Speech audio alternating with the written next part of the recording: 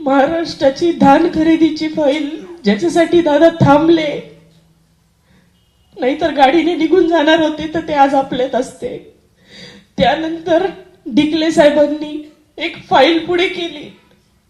शेवटची सही माझ्या मतदारसंघातल्या सिद्धपिंपरी गावाच्या स्मशानभूमीला 1 कोटी रुपये देऊन गेले. दादा शेवटचं काम माझ्यासाठी केलं.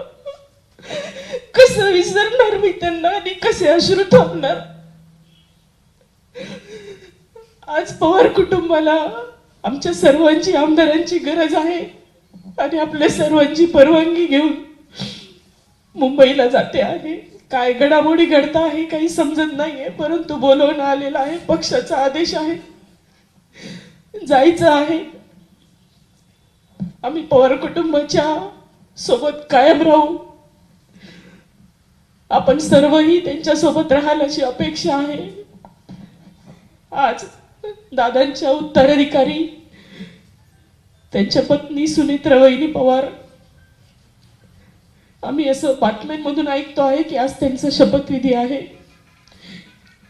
आम्ही कालच मागणी केलेली होती की दादांचा उत्तराधिकारी म्हणून वहिनींना या राज्य शासनाच्या कारभारामध्ये सामावून घ्यावं, जेणेकरून त्यांची दादांची उणीव ही कमी भासेल आणि त्याचं कुठेतरी दखल घेऊन ज्या काही घडामोडी होत आहे, मला माहित नाही काय होते वरती. आता आपल्या सर्वांची रजा घेऊन मला मुंबईला निघायचं आहे. माझ्या कुटुंबावर दादांनी प्रेम केलं. माझ्या एवढ्याशा 2.5 महिन्याच्या लेकराला दादा स्वतः 2दा मी सभागृहात होते आणि बाळ नागपूरच्या अधिवेशनात सभागृहात होतं. दादा 2दा येऊन परत गेले. मला चिठ्ठी आली, पीएनी पाठवले, दादा बाळाला भेटायला आलेले.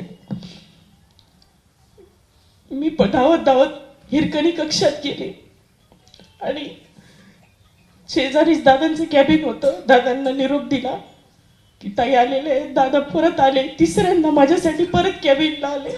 माझ्या बाळाला हातात घेतलं.